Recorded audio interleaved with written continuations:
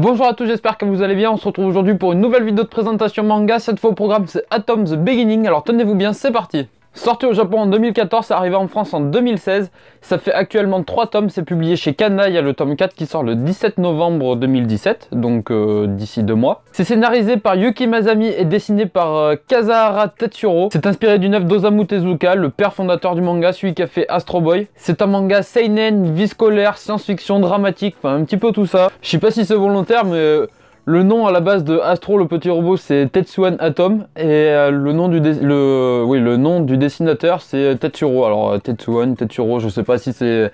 Je sais pas s'il a été choisi sur ce critère-là, mais toujours étant que ça fait une petite coïncidence, quoi.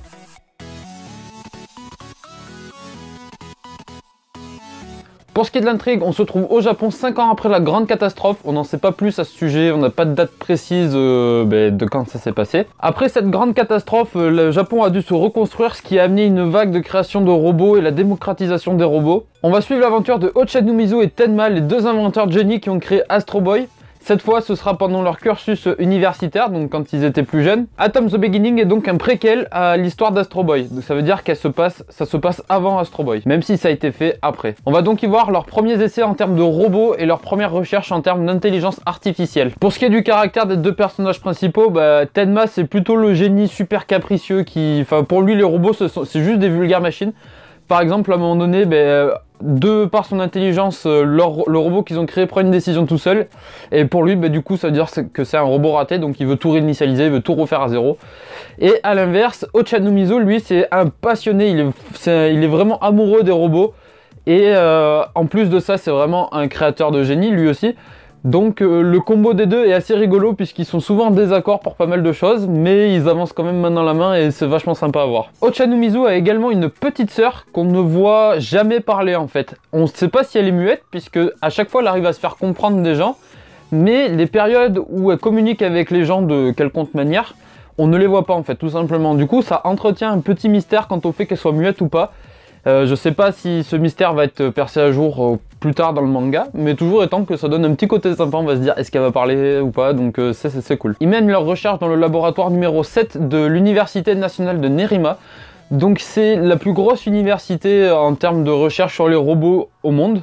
Mais le laboratoire numéro 7 c'est considéré comme le nid à cafard en fait. C'est tous les pas bons en fait qui sont censés être là-bas.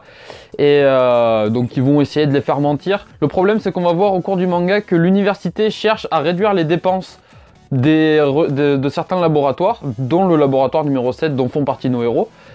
Et cherche parfois même à supprimer le laboratoire tout court. Du coup ils vont se battre contre leur université pour maintenir leur poste, enfin leur laboratoire, leurs finances, tout ce qu'ils ont besoin pour faire leurs recherches. Dans un même temps, ils vont essayer de comprendre ce qui s'est passé lors de la grande catastrophe, donc il y a 5 ans, tout en menant à côté leurs recherches en termes de robots et d'intelligence artificielle. Donc ça fait pas mal de choses à suivre, mais au final on s'y retrouve quand même très bien. Personnellement, je valide complètement l'histoire.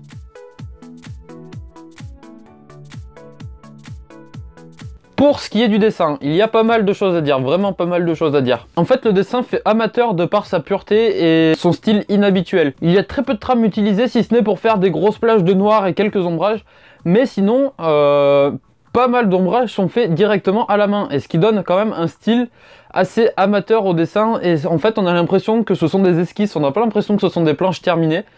Puisque pour ce qui est du trait, parfois il y a pas mal de traits comme si on était repassé plein de fois pour faire le même. Et ça donne un aspect quand même assez sympa à regarder. Le design principal du manga, l'impression que ça donne, c'est que ça fait un style de dessin assez old school, assez vieillot des années 60-70. Pour voir que c'est sorti en 2014, c'est très bizarre. Pour ce qui est des mangas qui ont été faits aussi en 2014, enfin qui étaient publiés en 2014, on a du Haikyuu, on a du Tokyo Ghoul, on a du Food Wars qui date de 2012. Enfin, on voit vraiment la différence d'époque entre les deux styles de dessin. Et du coup c'est assez perturbant une fois de plus. Le design des persos est aussi assez étrange puisque le dessinateur a choisi de leur faire des gros nez, des nez énormes. Je sais pas si c'est volontaire ou c'est qu'il a l'habitude de faire des personnages comme ça. Mais toujours étant que c'est super rare d'avoir des personnages de manga avec des nez énormes, et d'autant plus quand ce sont les personnages principaux de l'histoire. Pour ce qui est des robots, eux, ils sont vraiment extrêmement bien dessinés. Personnellement, je trouve que la qualité de dessin en termes de robots et de machines qui sont présentes dans le manga, là, n'a rien à envier avec par exemple ce qui s'est fait dans All You Need Is Kill de Takeshi Obata, qui est aussi un manga science-fiction avec un style de dessin complètement différent. Je trouve que même si ça fait vieillot, la technique est là, très clairement la technique est là. En fait, l'impression visuelle que ça donne, c'est d'être dans le passé. On voit qu'on est dans le passé avec ce style de dessin, mais en même temps dans le futur avec des robots et de la science-fiction. Donc c'est assez, encore une fois de plus, c'est perturbant. Tout cela m'amène à penser que, hormis le fait que ça puisse ressembler à des esquisses, que ça puisse paraître amateur et vieillot, je pense qu'en fait c'est fait dans le but d'être dans une continuité avec l'œuvre d'Osamu Tezuka, pardon. Donc qui est Astro Boy. Je pense très clairement que c'est dans le but d'éviter une rupture temporelle entre la qualité de dessin et le style de dessin d'Astro Boy et celui de Atom The Beginning. D'autant plus que c'est une série préquelle, donc c'est fait après mais ça se passe avant en termes, chronologiquement parlant.